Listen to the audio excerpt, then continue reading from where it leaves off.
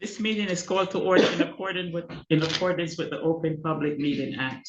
Notice of this meeting was provided to the Home News Tribune, Star Ledger, the Highland Park Planet on January 7, 2026, and was posted on Borough Hall website at www.hpborough.com and on the bulletin board of Borough Hall, 221 South Fifth Avenue, Highland Park, New Jersey, and has remained continuously posted as required by law.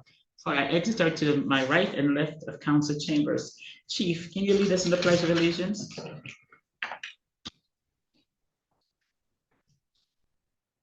the flag of the United States of America and to the republic for which it stands, one nation, under God, indivisible, with liberty and justice for all. Roll call. Mayor Foster. Here. Councilmember Ford. Here. Councilmember Hale. Here. Councilmember Hirsch. Here. Council President Kim Cho-Han. Here. Councilmember Pistonik. Here. Councilmember Vargas. Here. Borough Attorney Venom. Here. And Borough Administrator Hoover. Here. And now we're gonna jump right into council report. Councilmember Vargas. Okay. Thank you, Mayor. Good evening, everybody. My name is Norma Edith Vargas, and I chair the Arts and Recreation Commissions. I hope everybody's staying warm and safe out there. I was told we have 6 more weeks of winter. Oh, I know. I can't wait for any temperature over 40. I'll be happy with that. 6 more weeks of this. I know, I'm leading with bad news already, right? Anyway, coming up for the Zone 16 Center will be the 24 hours of action in honor of Dr. Martin Luther King Jr.'s birthday. This was postponed from a previous date. This meaningful program will take place on Friday, this Friday, February 6th, through Saturday, February 7th, beginning at 12 p.m. noon on Friday at the Zone 16 Center here in Highland Park, and it will conclude at 12 p.m. noon on Saturday. Please drop in any time and be a part of the program. The program will include a welcome session, film screenings of My Friend Martin, Selma, and Malcolm X, some time for meditation, a townwide cleanup, a reading and discussion of Dr. King's I Have a Dream speech, as well as a catered dinner and breakfast. So please make sure to bring that out. Even if you can't attend, please help spread the word so that we can get more people to come and join. It's supposed to be a very, very special program. For more information, please contact Ashton Burrell, the director at Zone 16 Center at Burrell, that's ABURRELL at hpborough.com. Next up for the Highland Park Arts Commission, they will be hosting a Valentine's Day card making workshop on Sunday, February 8th from 2 to 4 p.m. at the Highland Park Public Library. This is a free hands-on workshop open to the community. Registration is encouraged and can be found at the Borough's page, as well as the Art Commission's social media and website. Finally, also for the Zone 16 Center will be Stable Futures in partnership with the Borough's Zone 16 Center will present the Kentucky Derby's Museum's Black Heritage and Racing exhibit on Saturday, February 21st. This exhibit will highlight the significant and often overlooked contribution of African Americans in the early history of the Kentucky Derby. Guests are encouraged to wear big hats and fancy Derby style attire. That should be fun, educational and fun. So please attend that. For more information and to RSVP, please contact Ashton Burrell at ABURRELL@hpborough.com. The RSVP link to that is also can be found on the Borough social media website, as well as the Zone 16 Center's social media. And we look forward to these programs. And that is my report for this evening. Thank you, Councilmember Hale. Thank you, Madam Mayor. My name is Matt Hale, and I chair the Economic Development Committee. I wanted to first report out that the Resident Steering Committee of the Neighborhood Preservation Program grant, which we've had for 5 years, is working on wrapping up our last year and planning things for it. It's pretty amazing that it's coming to a close in another year, so we still have some time. But I just wanted to report out that we're going to be continuing some of the great programs for both residents and business owners on and around Woodbridge Avenue. We're extending the residential facade grant program to help residents of the Woodbridge district improve the street facing parts of their homes. And we're also going to start a business lighting program that will help businesses improve and increase the lighting they have along Raritan Avenue. Details will be up on our website, and you can always call Ratuja Bartek, our Economic Development Coordinator, to discuss or apply for any of these programs. I also wanted to point out that we are shortly going to have a new and updated frequently asked questions, or FAQ, about the 3rd Avenue Pedestrian Plaza that will incorporate a lot of the questions that we've heard in our recent public meetings, so stay tuned for that.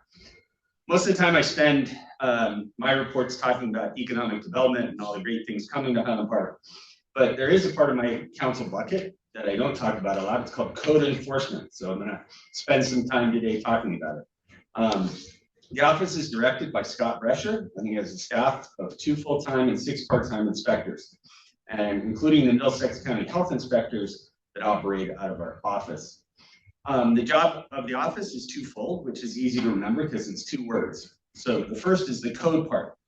The office is responsible for issuing permits and ensuring that homes and businesses meet the code standards. This covers everything from new housing to construction, as well as changes to existing structures and inspections of rental properties. Things like building, fire, electrical, all have requirements based on on town, county, and state codes. To do all of this, they conduct on-site inspections of all the code areas. The business and property owners, and also especially new property development entities, are the ones that pay for these services through permitting and registration fees. I specifically mentioned property developers because this is where the bulk of the revenue generated by the code enforcement office comes. Our permit fees, fines, and for violations are generally fairly reasonable and in line with towns of our size. The second part of code enforcement is, of course, the enforcement part. If violations are reported, they investigate and, where appropriate, can issue fines and citations, and they often issue warnings to help people to fix violations by a certain time and date and follow up and make sure that is done. The department is responsible for enforcing health and property maintenance requirements, which include common violations such as overgrown yard in the springtime, and yes, failure to shovel sidewalks in the winter. The primary goal of all of this is to ensure that we live in a safe community and that the rules and procedures are followed, but we also recognize that it's a balance. We know that most people do not know all the rules, regulations, and codes that exist, so part of our job is to let people know when they're not in compliance and allow them time to be responsible and fix them. So there is some discretion here in terms of issuing warnings and fines and violations. We generally try and escalate from warnings to fines unless a particular violation poses a danger or hazard to the public. So the goal overall is to keep people safe, but also to help people fix problems as they occur. I'm going to start about once a month to give a report on the number of complaints received by code violation, as well as the number of permits and violations that code enforcement does each month. If you're watching and you're interested, and to be honest, who wouldn't be interested? Because I think code enforcement is pretty thrilling and sexy. Don't hesitate to let me know for next time. So far I have numbers for December 2025 and January 2026. And as you're going to see, there's some pretty big differences. This is because people who want to build new things or fix old things often use the winter months to get permits, so they're in line when the weather clears and they'll be ready to go. And of course, we did have a big snowstorm and we wrote a lot of tickets. So here are the numbers. The number of complaints received. This December, we actually had 0 complaints, which kind of makes some sense because who wants to complain during the holiday season? But interestingly, we only received a total of 47 complaints in all of 2025. It feels like an average Tuesday on Facebook, but it's what we received. Not surprisingly, the number of complaints in January jumped to 29 complaints in January, almost all of them snow related. In terms of total number of permits issued, in December, we issued a total of 79 permits. Electrical permits topped the list with about 31 issued. In January, we issued 49 housing inspections and 36 construction permits. This is again because January is a good time to get permits, and so people are ready to go when the weather clears. In terms of inspections, in December, we conducted 118 inspections, with electrical again topping the list at 45.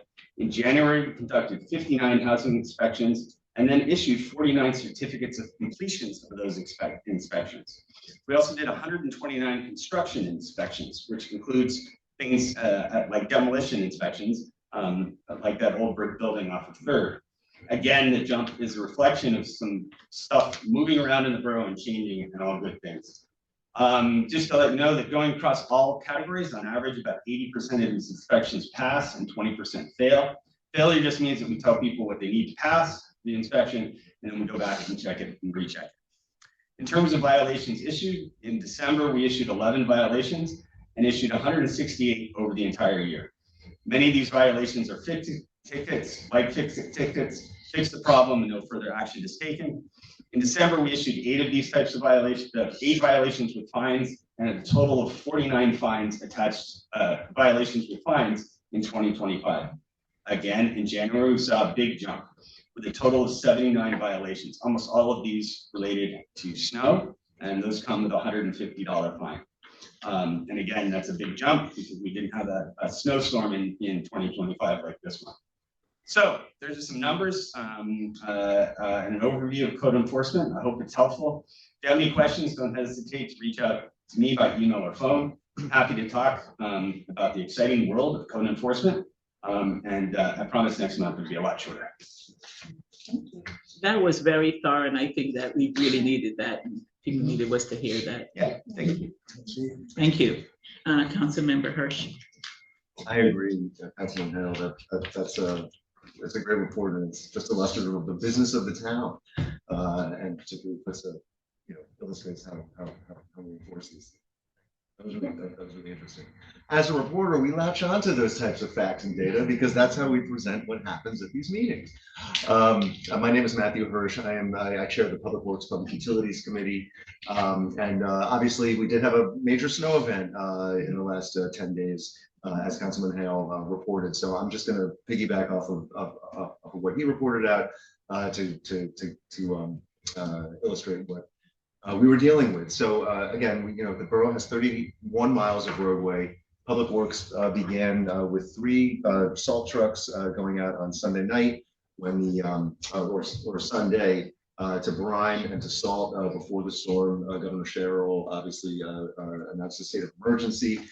And that resulted in, and that contributed to the decision to postpone recycling and garbage pickup on Monday, January 26th, so our crews could continue going out and working on snow removal.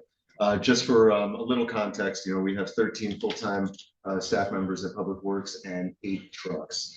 Again, Councilman Hale mentioned the citations that were issued to residential and commercial properties who did not remove their snow within technically 12 daylight hours, but colloquially 24 hours. And the state DOT, thanks to the Highland Park Police Department and DPW, got the state DOT to come in and clear out crosswalks and curb cuts along Raritan Avenue, which obviously took a few days, as we saw towns all over the region, all over the state, digging out in similar ways.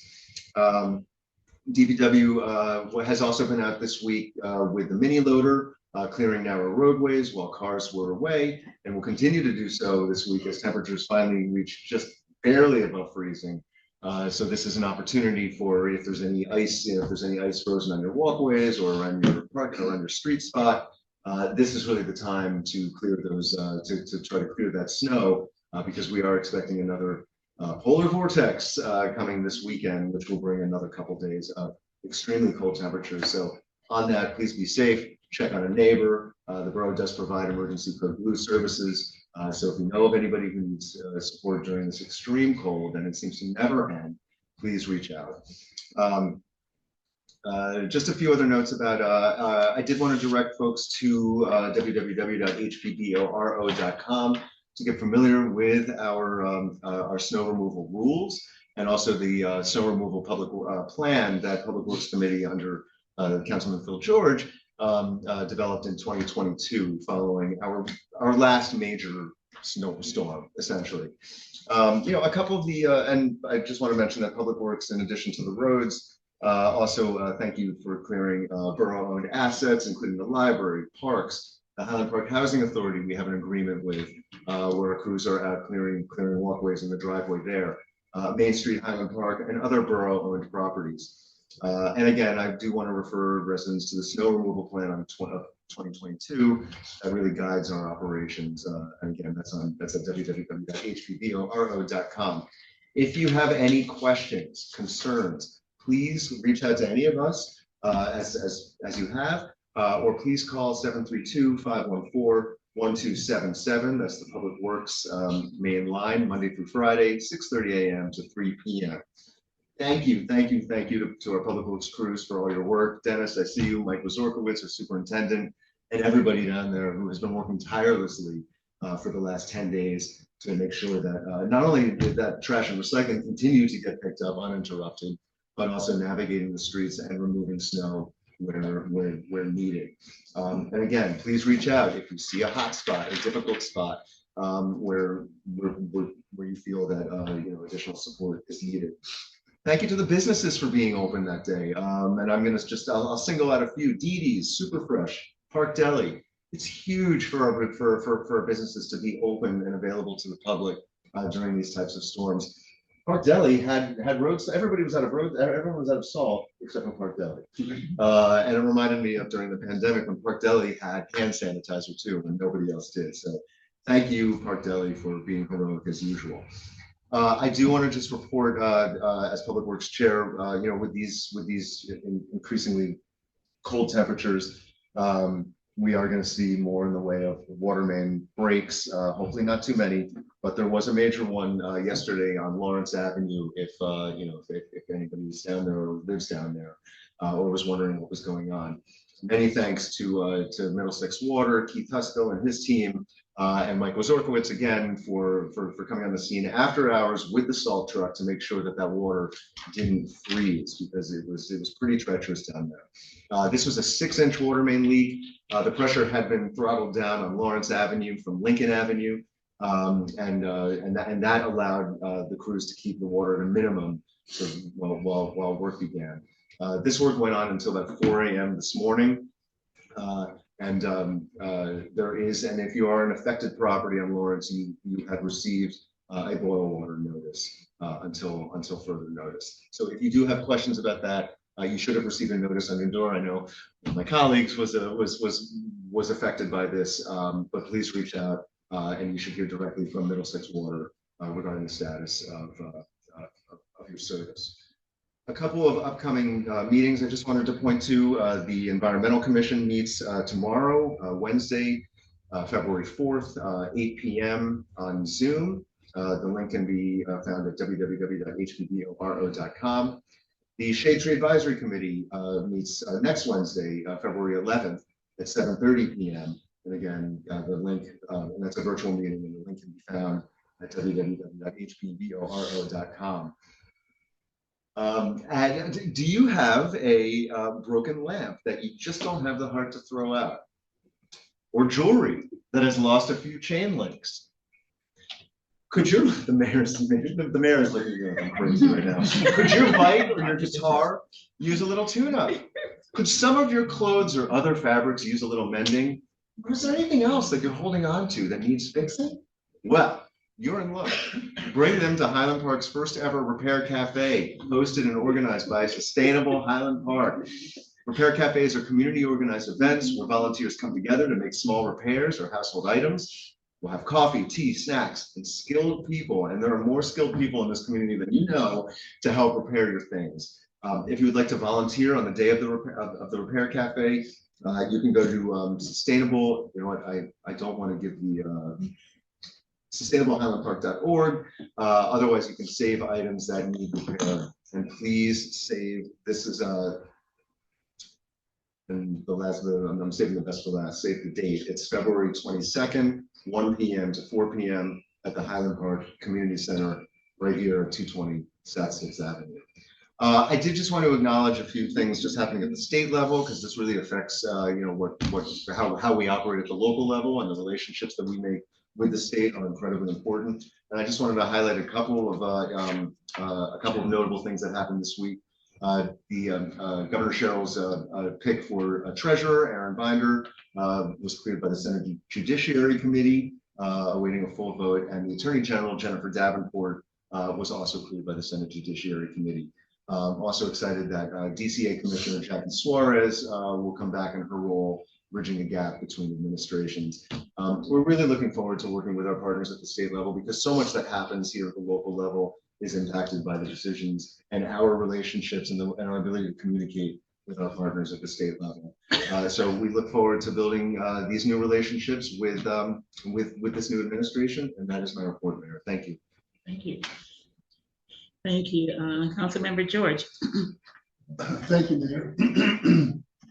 Good evening, everyone. I'm Phil George, and I serve as the liaison to the public safety agencies and the library. First, I'd like to thank the mayor and all of our council members, as well as many of the volunteers, for checking in with me during my recent hospitalization. But that event, to address Councilman Postelnick's area and health and safety, and also Councilmember Vargas, it makes me want to emphasize from personal experience, get the pneumonia and flu shots. Don't wait around. In addition to having a heart incident, I had pneumonia and the flu and a heart problem all at the same time. So, and they said that the flu shot, the pneumonia and flu shots were really essential.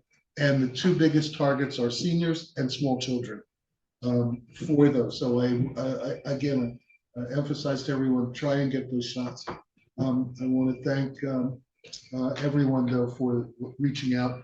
I really appreciate it. It was good to hear it. And even during the snowstorm, I was talking to the chief and Councilman Hirsch on the joint public safety, public works snow removal plan that we came up with, 5 or 6 years ago. But it was just good to hear your voices, and I appreciate that. So with regard to some of the other matters going on, the police department and fire department were actually working in close cooperation during the storm. Out on the streets, the police, of course, making sure that trucks could get through to plow. We had 63 calls during the 24-hour period for various matters. The CAD didn't really separate them out. 27 of those, though, were for snow-related tickets, e-tickets issued to cars that had been moved, and we did tow 7 vehicles that had to be removed. There was just no other way, unfortunately, to get the plows to actually get the road plowed to remove those. Our police department and also is running and is extending. I'm sorry, extending the fill-in a police SUV with animal-related products, especially pads and dog and cat food for the Edison Animal Shelter, which is our licensed animal care as well. The chief has indicated that it was supposed to end on Saturday, but because of the weather related, we're going to keep it open another 2 weeks. So please, everybody, contribute to it. Along with the weather issues, as the county is announcing, Highland Park has opened its Code Blue Center, 7 p.m. to 7 a.m. According to the Mixler address that everyone will get in from the county.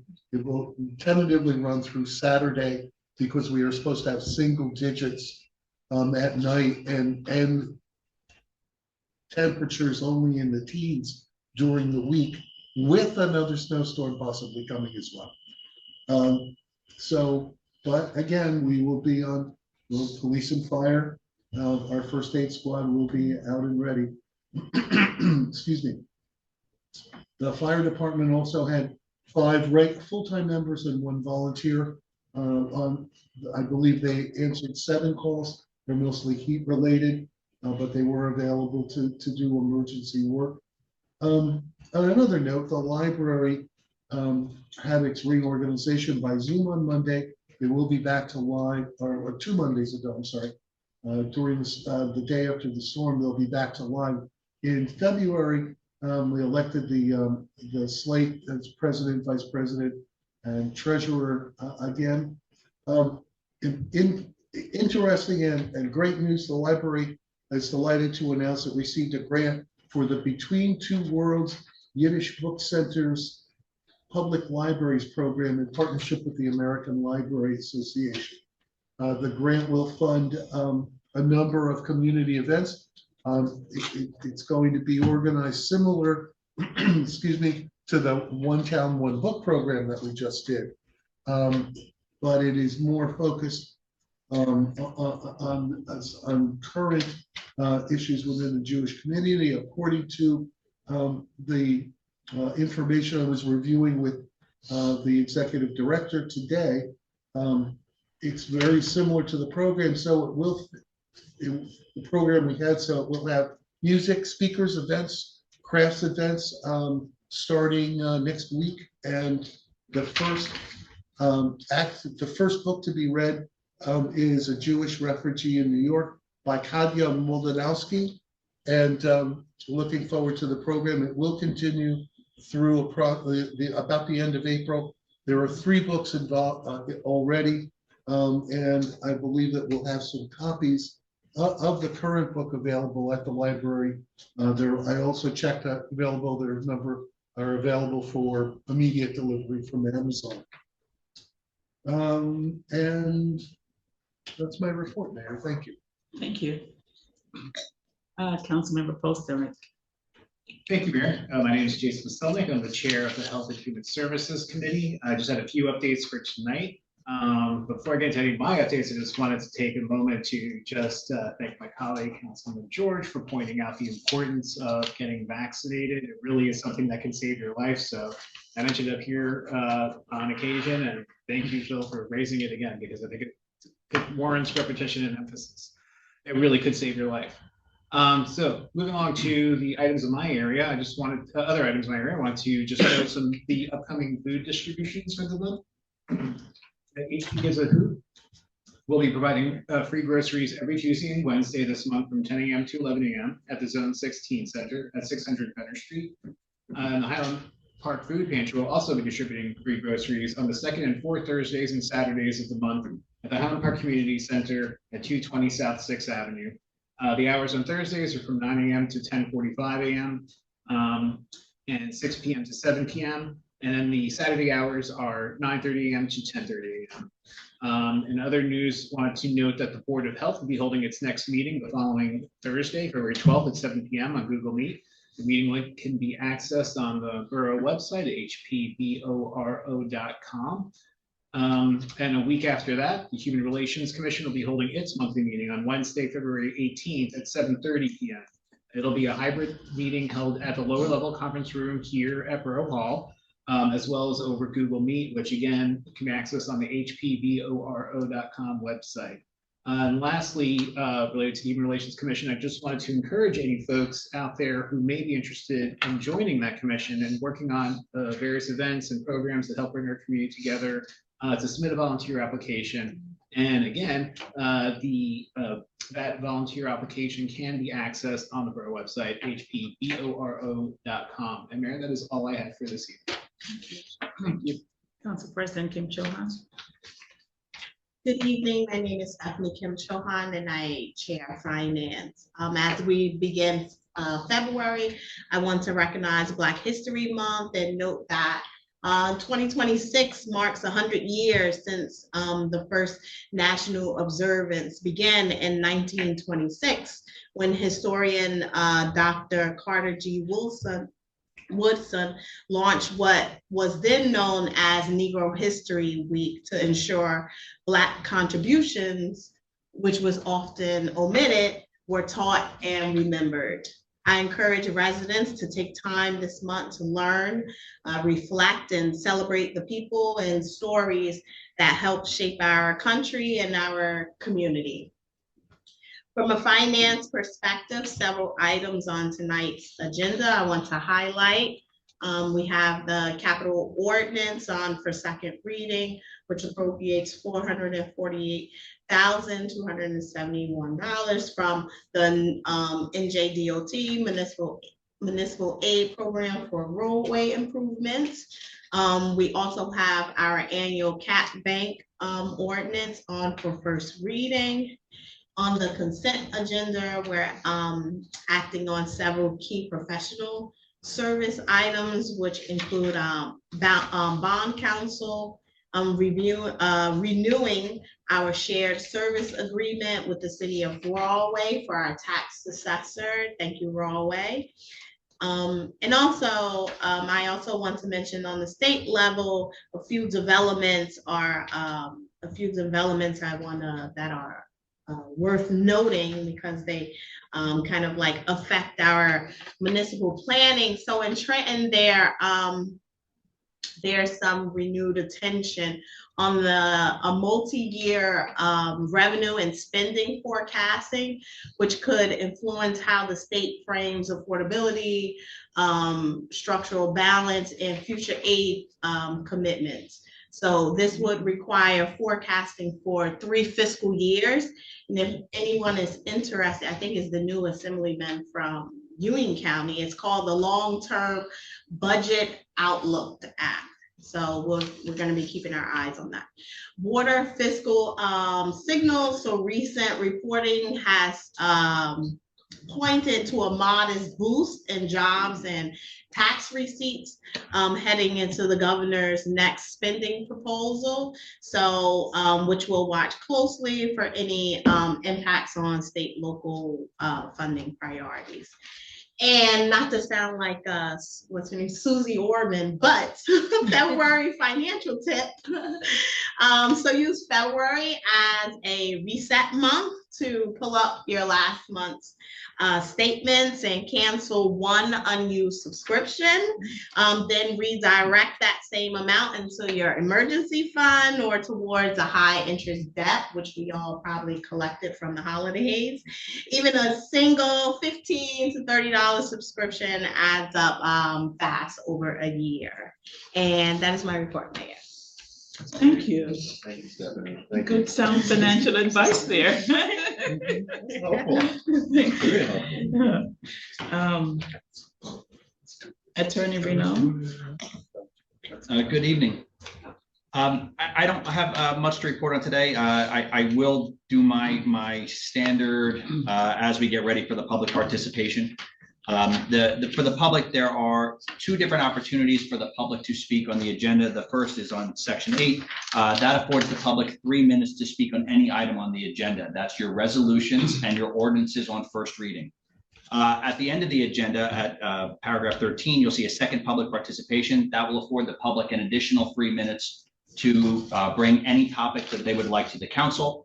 I would remind the public that it is public comment, so it's their opportunity to deliver to the council their comments. It does not necessarily mean that the council will respond to every one of them. And then tonight we have a third opportunity for the public to speak, and that is during the ordinances on second reading. With any ordinance on a second reading, the public is given 3 minutes to speak on that ordinance specifically. So I hope that clarifies for everybody. Thank you so much. Thank you. Borough Administrator Joger. Hi, just a quick announcement. I'm pleased to report that we're partnering with Middlesex County again for the free swim lessons for second graders, kids age 7 to 9. And that's in partnership with Middlesex County. And as I know many of you are aware, we don't have a pool in town, but fortunately we have been able to partner with Robert Wood Johnson Fitness in New Brunswick for this service. So anybody with a child in second grade between 7 to 9 years of age can take advantage of this program. The information is up on our website. You have to make the reservations directly with Robert Wood Johnson. But through a grant program with the county, we're able to offer that in town again. It was a pilot last year and they were able to bring it back this year. So I'd encourage, it seems really cold outside right now, but summer is coming. And so it's a good time to get those aquatic skills tuned up. And that's all I wanted to make sure I put out there for everybody's benefit. Thanks, That's Mayor. an important one. It's because a lot of people don't know how to swim. They don't want to think about cold weather, swimming in this cold weather, but it's important. And I have a very brief report. Just want to share a brief highlight that the Park Partners grant is back. The grant is open to all Highland Park residents, high schoolers, that you can go on our website, get information about the grant. This grant serves to accents park and public spaces here in town. You can be awarded up to $2,000. It's for 5 different projects. The voting will be on March 1st from 1:30 to 3:30 p.m. at the Highland Park Community Center. So if you're interested, contact Harry Glazer or go on our Borough website and find out information about the grant. I think every year it's really interesting to see the project that comes through for the grant. So if you're interested in doing something special, you have a project in mind, tap into the grant and see how you can help. You can help with things here in our town to make our town better. Thank you. Tonight I have a very brief reflection as we are all going through some very turbulent time in our country. And for Black History Month, this is my reflection that I want to share with you, and also ask you to take a moment, think about it, and see how we can do better and live better in our community and let that shine out throughout our town and every place else. So here's my reflection. Black History Month is personal. It is political, and it is hopeful. Because our lives are all 3. It's personal because many of us are living opportunities that our parents and grandparents were denied. Every step forward rests on sacrifices made by people who pushed through systems that was never built for them in mind. It is political, not partisan, but political. Black history has always been shaped by decisions and policies that determines where we could live, where we could vote, where we could build wealth, and where we felt safe. Progress did not happen by accident. Neither did inequality. And yet, Black History Month is hopeful, deeply hopeful. We are here because people before us imagined more than what they were ever allowed to gain. They built and they kept on building with this hope in mind that the next generation would have it a little bit easier and it would be a little bit fairer. That same spirit lives right here in Highland Park. So let us this month move forward. Let us remind each other that the roles that we play have effects not only here in our town, but throughout our town. In our homes, in our neighborhood, and in our community. The next chapter of Black History Month is being written, and it's being written right here in Highland Park. And tonight I ask you to choose what that next chapter will be for each and every one of us. Thank you.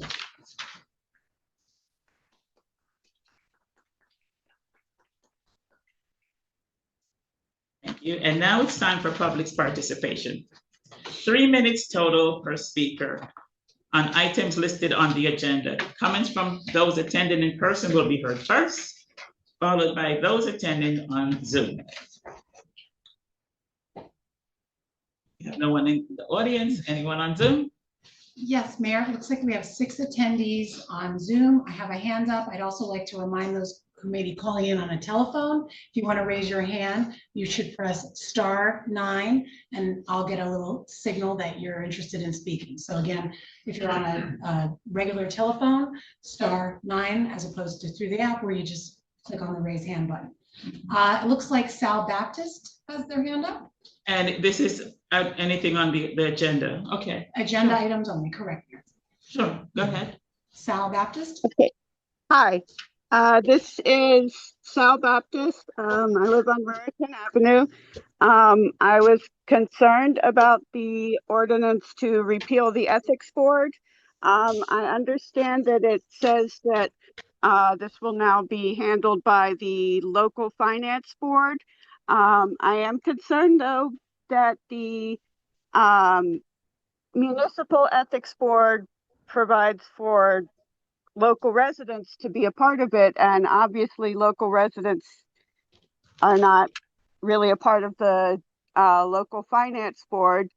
Given that the ethics board, no one gets paid for it, I'm not sure how it's supposed to make fiscal sense to take away this one slight level of local participation and oversight.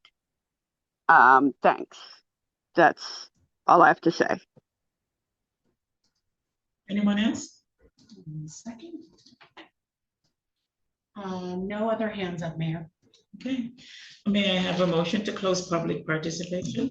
So moved. Second. Roll call? Councilmember George. Yes. Councilmember Hale. Yes. Councilmember Hirsch. Yes. Council President Kim Cho Han. Yes. Councilmember Pistonik. Yes. Councilmember Vargas. Yes. Borough Attorney Reno, can you please address the question about the repeal of our ethics board? Sure. So first, it's, and I understand the concern. There are very few municipalities within the state who actually use their own ethics board. By and large, there's 535 municipalities and almost all of them, and I don't have the exact number, but we're talking well over 80 to 90% of them are doing exactly what Highland Park is looking to do today, which is to use the local finance board. The members of the public that are under the ordinance that are able to be admitted, it's 2 members of the public, and it actually is restricted to specifically to people who have the reputation for the integrity and the knowledge of local government affairs. It's a very highly technical seat to fill. More importantly, the cost factor comes in from all of the things that the board would have to do in order to effectuate its powers. That would be things, whether it was demanding records, rendering opinions, issuing subpoenas, so on and so forth. Those are all things that the local finance board does much more effectively and efficiently, and it's much more cost efficient to the borough. But more importantly, that board is designed to deal with the ethical issues specifically. They have the knowledge and expertise. This is a scenario where the state is offering something that is cheaper, more efficient, and they're just better at doing the thing that the ethics board needs to do. It's why almost every other municipality has gone in this direction. It's why we recommend it. So I hope that clarifies that question. Thank you so much, Borough Attorney. Thank you. Ordinance requiring second reading. Clerk report on ordinance number 26-2121. Capital ordinance providing for improvements to North Fifth Avenue, South Eighth Avenue, and Parkview Terrace in the county of Middlesex, state of New Jersey, appropriating $448,271 from the New Jersey Department of Transportation Municipal Aid Program, therefore to pay the cost thereof, has been duly advertised for consideration of passage on final reading by title, and affidavits of publication are on file. The ordinance has also been posted and made available for public inspection. Now it's time for hearing on this ordinance. If you would like to speak, those attending in person can speak first, followed by those on Zoom with a raised hand or *9. Anyone on Zoom, Terry? We still have our 6 attendees, but no hands are raised. Okay, seeing none, may I have a motion to close public participation? So moved. Second. Roll call? Councilmember George. Yes. Councilmember Hale. Yeah. Councilmember Hirsch. Yes. Council President Kim Cho Han. Yes. Councilmember Pistonik. Yes. Councilmember Vargas. Yes. May I have a motion to adopt ordinance number 26-2121? Second. Roll call? Councilmember George. Yes. Councilmember Hale. Yes. Councilmember Hirsch. These are our gas tax dollars at work, just to be very clear. This is what the gas tax is all about, is that it offsets the cost, the burden on the municipality to put these programs together. And so thank you, Terry, and your team for putting this application together, and I'm absolutely yes. Council President Kim Cho Han. Yes. Councilmember Pistonik. Yes. Councilmember Vargas. Yes.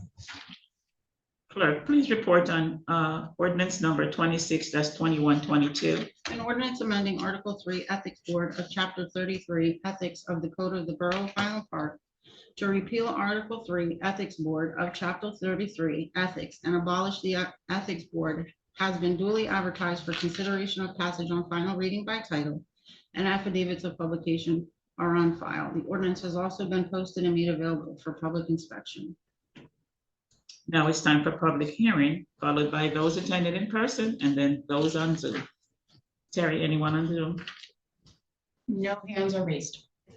Okay, seeing none, may I have a motion to close public participation? So moved. Second, Roll call. Councilmember George, yes. Councilmember Hale, Yes. Councilmember Hirsch. Yes. Council President Kim Cho Han. Yes. Councilmember Pistonik, Yes. Councilmember Vargas. Yes. May I have a motion to adopt ordinance number 26-2122? So moved. Second. Roll call. Councilmember George, Just to add to what council said very, very briefly, it sounds odd that it's in an office called the local finance board. That's simply the agency within Department of Community Affairs that oversees a lot of local government affairs. And having represented municipal boards, I would much rather have a consistency and uniformity of the state board. Definitely vote yes. Councilmember Hale, Yes. Councilmember Hirsch. Yes. Council President Kim Cho Han. Yes. Councilmember Pistonik, Yes. Councilmember Vargas. Yes.